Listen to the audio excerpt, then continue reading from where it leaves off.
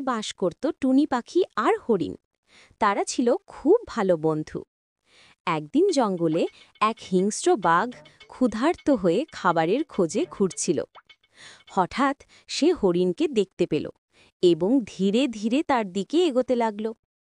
ঠিক সেই সময় গাছের ডালে বসে থাকা টুনি সব দেখে ফেলল।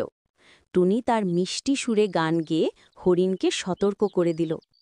টুনির গান শুনে হরিণ বিপদের আভাস পেল এবং তাড়াতাড়ি হরিণকে পালিয়ে যেতে দেখে বাঘ রেগে গর্জন করে বলল, এই ছোট্ট পাখি, তোকে আমি এক্ষুনি খেয়ে ফেলব। কিন্তু টুনি একটুও ভয় পেল না। হাসতে হাসতে সে বলল, আমাকে ধরতে হলে আগে গাছে উঠতে হবে, তুমি কি তা পারবে?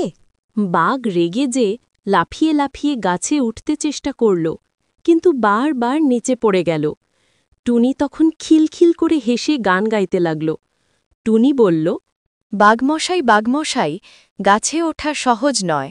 অনেক চেষ্টা করেও বাঘ যখন গাছে উঠতে পারল না, তখন সে ক্লান্ত হয়ে হাঁপাতে লাগল, আর টুনি তখন ডানা মেলে উড়ে গেল দূরে। বাঘ রাগে গর্জন করল, কিন্তু কিছুই করতে পারল না। শিক্ষা ছোট হলেও বুদ্ধি ও সাহস দিয়ে বিপদ থেকে বাঁচা যায়।